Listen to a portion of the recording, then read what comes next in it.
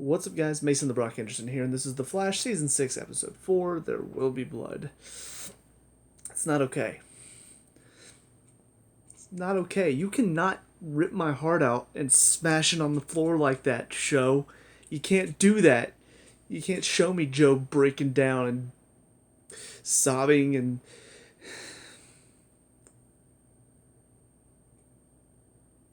It's mean. It hurt me. And this is all with the idea that I'm pretty sure Barry's going to make it out of this all okay. You made me sit through that scene. My heart's broken at the moment.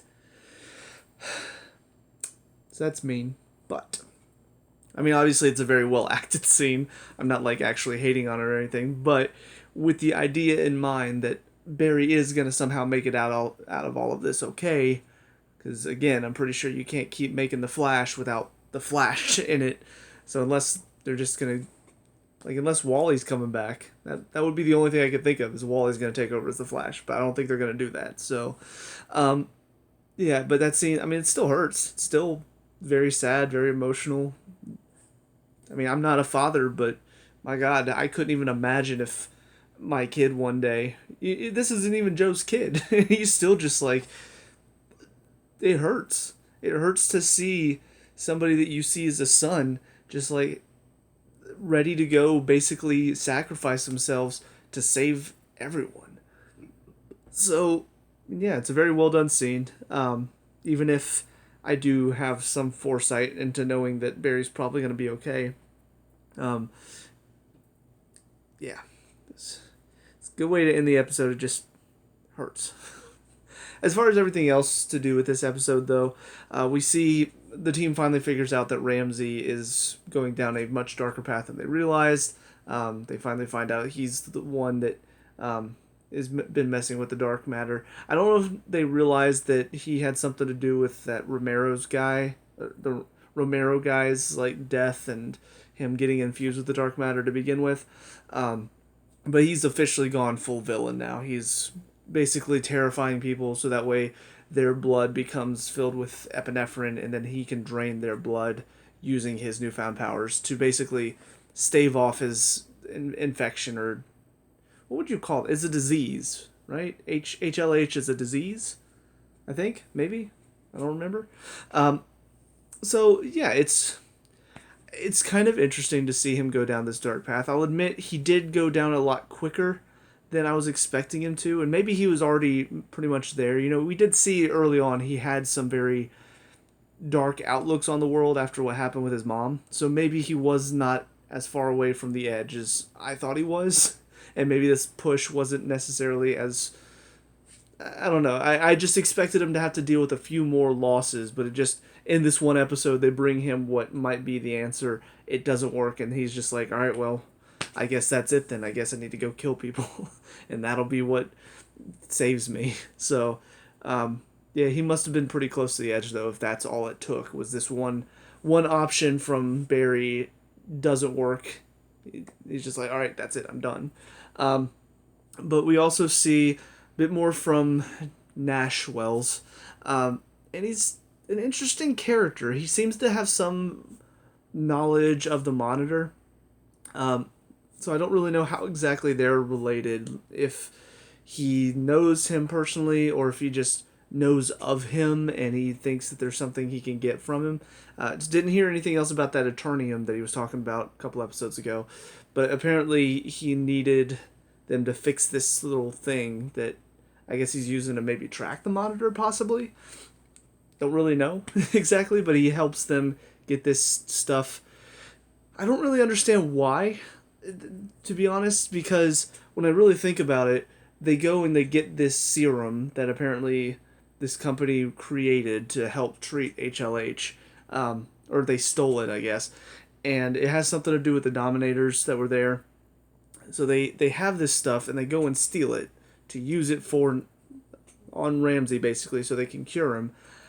But when I really think about it, that doesn't end up working. So what was the point of going and getting that?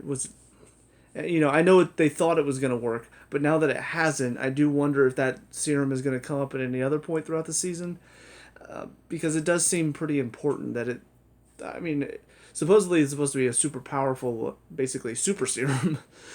So I do wonder if it's going to be used at any point, especially with the crisis coming closer and closer. Or maybe it'll be used to sort of cure Ramsey of his dark matter infection now. I don't know. It just seems a little odd to bring up this supposedly very powerful thing for it to not be used at all.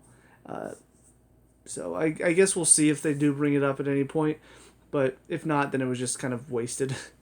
And then the other story is, well, I guess I'll also talk about in that Barry is trying to help Cisco basically overcome the fact that he's going to die. Which, again, some of these storylines, because they're so focused on, well, Barry's going to die, Barry's going to die, Barry's going to die. I don't know, if he does actually die, then obviously all of these storylines were very important. But if he doesn't, which I'm pretty sure he won't, then a lot of these storylines just feel like they're wasting our time. And I feel like even people that were watching it before, when it was live, when it was actually coming out, I'm pretty sure a lot of people were going into it thinking, okay, didn't they sign on for another season of The Flash before the crisis, though? Like, I don't know how many people actually believed that Barry was going to be dead at the end of all of this. So, I don't really know how effective these stories are, but, I mean, they're well written and well acted. Cisco's dilemma in this one does make a lot of sense. He doesn't want to believe that Barry's just accepted death. He wants to actually do something to help. Whereas Barry's trying to teach him how to be a leader because he wants him to step up and take over Team Flash once he's gone. So it is a very interesting dilemma, and I feel like they're handling these dilemmas well, and they're writing them very well. They're realistic dialogues and stuff like that. It's just because I have this feeling that Barry's not going to be dead, I do feel like some of them are wasting my time a little bit. So we'll see how it goes for the next few episodes. But for right now, I'm just kind of in that headspace of, okay, can we just sort of move on from that now and start focusing on either dealing with Ramsey or setting up for what they're going to do for the crisis, what they're going to do to try to stop the crisis. Because even if Barry's going to sacrifice himself, there's probably other what's the word I'm looking for? Variables that they're going to have to deal with before he sacrifices himself. Even if that ends up what happens, there would still be other things they need to do first. So I would like if we could start getting to that now instead of dealing with all of this, oh, Barry's going to die, Barry's going to die, Barry's going to die, and then like an episode before they just all of a sudden, oh, okay, well now we got to start preparing for the crisis, guys. I want to see more preparedness leading up to it. But the other story, though, is Dibney dealing with this lost person or missing persons case. And he doesn't really want to look into it because he feels bad about Barry, basically not going to be around anymore, and he feels useless because he can't save him, which then contributes itself to this missing persons case. And really the only important thing here is I feel like this Sue Dearborn is going to be important somehow. I don't know how. I don't know how she's going to relate to everything, but because they've brought her up more than once this season, I feel like she's going to relate either to the crisis or to Ramsey himself. Or maybe it's just personal for Dibney somehow, and we'll find that out in the next episode or two. But overall, I mean, it was a good episode. Just there are definitely some moments that feel like they're just sort of dragging because I have it in my mind that Barry's not going to die. And so I'm just sitting here going, okay, yeah, it's sad. It's very sad, but he'll probably still be alive, so it's okay. So anyways, on to the next one. See you there. Now, episode 5, Kiss, Kiss, Breach, Breach. Kind of a dumb name, but dumb name of a good episode, because, I wasn't really sure what to expect with Barry and, oh my god, Iris. Lost her name for a second. But with Barry and Iris being out of the picture for this one, just basically going on vacation, Cisco being the focus, and Camilla as well, I wasn't really sure what to expect. Because honestly, I mean, Camilla, she's nice, she's fine, but she's really not been that big of a character so far. Like, she's not had that much impact on the story. And so then when Breacher shows up and says that Gypsy is now dead, kind of took an interesting turn from that point on. And it was a little bit of a kind of a murder mystery, but also not, because it's not like we met this other Cisco at any point. But I mean, I liked how it all played out. I liked the fact that there was a point where it just seemed like Cisco was the pretty much the one who did it, and he accepted it. Breacher had accepted it, but then Camilla showed why she's important because she may not have the super smarts, she may not be extremely gifted in one particular area, but she's very good at helping Cisco, I guess, realize who he is and kind of being the motivational support for him. And I know some people will be like, "Oh, what? Women are just motivational support now." It's not what I'm saying. There are times though where you need somebody that can motivate you and kind of be that positive thinker, where things seem dark and things seem like okay, there's no hope. To have somebody that can step in and say, "No, you don't think that way. Like you're better than this. You know better than that." It was a very nice moment, and honestly, even though the relationship is not really one that I'm like, "Oh, Siska and Camilla are so great." I mean, they're sweet. They're a decent enough couple. They're better than pretty much most of the couples on the other CW shows, but that's not really hard to do because most of those couples are shallow or based on just bickering. These two at least started in a nice way. But I mean, this was a nice episode. They finally dropped the love word in there. And it was a good episode for that, because it's an episode that was very emotional for Cisco because of losing Gypsy, who was somebody that was also very important to him. And a nice message at the end how, even though Gypsy was not the one he was meant to be with, she did help him along the way, and I think that's very important for any relationship that you're in. Even if it ends in a bad way, there's always a positive light. There's that light of, this is leading you to who you're supposed to be. And some people may look at that and say, well, that's just a shallow way of thinking. And everybody you date is just, what, they don't mean anything? Not really. I mean, it kind of shows the importance in your life. Even if things end badly and you feel like, okay, well, there was nothing good that you can take out of that, they still mean something in your life. They affected you and they turned you into somebody else. And sometimes that's good, sometimes that's bad. But I think it's important to realize that each step along the way, it meant something. It was another step leading you to your goal. And I think it's a nice way for Gypsy's story to come to an end. Even though, it's probably something to do with the fact that the actress couldn't be on the show anymore, which is why they decided to kill her off without actually showing her. But it was still, I thought it was a good ending. And it was a good story for Cisco, too. Kind of step up, and even though he's about to rely on this artificial berry, which the Jurassic Park joke at the beginning of the episode, quality. Because there are several moments where it's like, so what's your favorite movie? Oh, it's this. Are you sure it's this? Actually, it might be. Oh my goodness. I don't know why I'm so gassy. But, seeing that he didn't need the artificial berry, that he could actually handle it himself, it was a good story for him, and good to show that he's very capable, even without his powers. Which I do wonder, because they showed one of the futures that Barry saw. He did see Cisco in the Vibe outfit, so I do wonder if he's going to get his powers back this season or not. I kind of hope they don't do that, just because, again, it would take away a lot of the story from last season, and it would sort of make that feel meaningless. So I hope they don't decide to go with that story. But the other story in this, actually there's two. The one that, I don't know, just sort of popped in my mind, like, oh yeah, that happened. Caitlin goes to see Ramsey, and he pretty much offers her to join him, and she says no. And that's basically all that happens. I don't really get it. I don't understand why she didn't try to stop him. She just sort of tried to plead to him, and he said no, and then tried to ask her to join him, and she said no, and then he choked her and then let her go, and that was basically all that happened. So nothing really there, just seemed like a little bit of filler. But the other part, which is much more important, is, again, we saw Nash tracking down the monitor, and we see Joe apparently has been keeping tabs on him and tracks him into the tunnel. They get stuck in there. And it was kind of a nice moment just to basically show the two sides, because this Harrison Wells apparently is just very used to being on his own. He doesn't want to work with a team, and probably thinks he's smarter than everybody else in the room, which we've seen that type of Harrison Wells before as well. But this one in particular seems to be very cocky and arrogant. So much so to the point where, again, he doesn't see the need for a team. But of course, Joe is the exact opposite. He sees the need for a team. He's a police captain. So, of course, he sees the need for a team.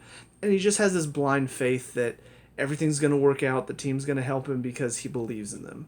So, it was nice to see both sides of it, and kind of how Joe's belief sort of affected Nash in a way to where now at the end of the episode, he's like, I'm pretty sure I have a way I can save Barry Allen. Don't know if he actually does or if he just has a plan to go see Mar-Novu for whatever reason. I can't think of any reason why necessarily, but it's piqued my interest for sure. I definitely want to know why Harrison Wells knows about Mar-Novu, why he's tracking him down, why he's down in the tunnel. It's just a lot of good questions, and it's definitely got me hyped for what's about to come. So, on to the next episode. And now, episode 6, License to Elongate. This is my favorite episode so far this season. And it's almost ironic because, one, it has probably one of the worst plot lines so far this season in it.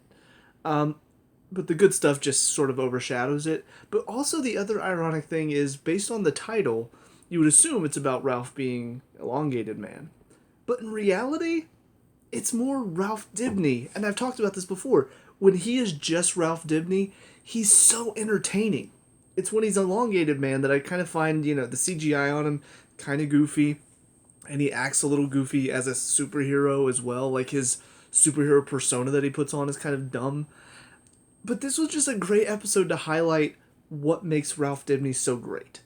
And just everything to do with their little mission, I really enjoyed. The only part that I will say is a bit of a plot hole for me is the fact that Ralph and Barry didn't talk beforehand and get basically a cover story. It happened way too many times where they're just like, oh yeah, our business, we sold millions of dollars, when obviously they would be making much more to be at a party like that. And then on top of that, oh, where's your business? Paris, Dubai. Just a little bit of communication beforehand would have easily solved that. But just seeing Ralph in his element, seeing him get to be a detective and undercover, I don't know, it's very entertaining to me because he becomes like this other person almost. He becomes much more confident, he becomes much more charismatic too, because previously whenever he would act very cocky and full of himself, it came off as arrogant. But for some reason, whenever he's in the spy mode and he's talking to people, it's like, yes, Dibny, Ralph Dibny. Something about that, he actually pulls it off very well. And so it shows me that clearly it was just a change in character earlier, whenever it felt more arrogant and stuck up. Because clearly he's got this side of him that can be charismatic and charming to people. But just, I don't know, I can't gush over how much I loved just first of all, the Bond references were great. And the fact that, I don't know, sometimes whenever it pokes fun at itself and it's like, oh, come on, clearly that's a Goldfinger reference. Sometimes that will get annoying if you do it too much, but they fit it in just enough to where it was enjoyable. It was funny whenever he made the references and how cliche of a Bond villain he is, and he literally says, what was it? It's time for you to die or something. Or what do you want? I want you to die, something like that. I don't know. I had a lot of fun with it. And then that final scene when they're on the stage was really fun too. The music worked well with it. Seeing Barry pretend to be drunk.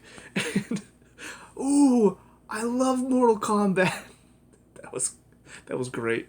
And then of course stopping the bad guy because that's what they do. So yeah, it was all really, really good. The storyline with Nash and Allegra? I think it's Allegra.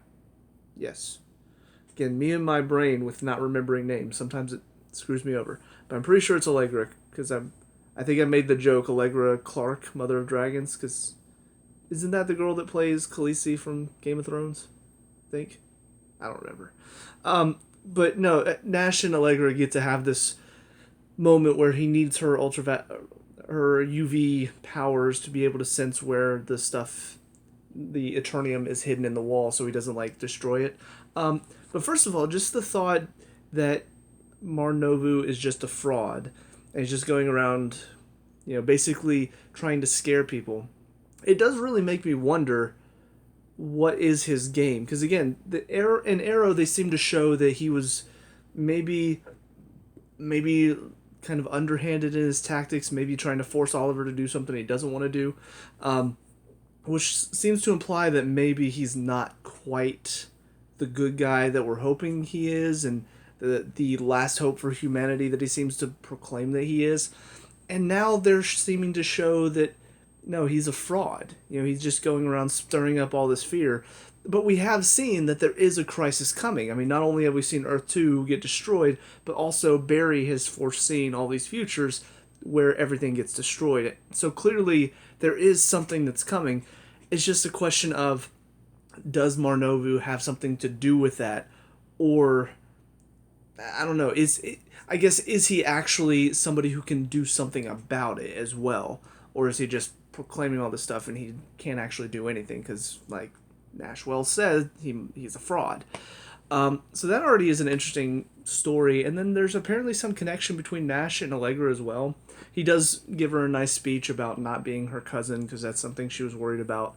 But then there's this look that he gives her at the end of the episode that implies there's some connection there. Now, whether it's a family member, maybe a daughter, maybe a younger version of, a love, like somebody that he loved, I don't know.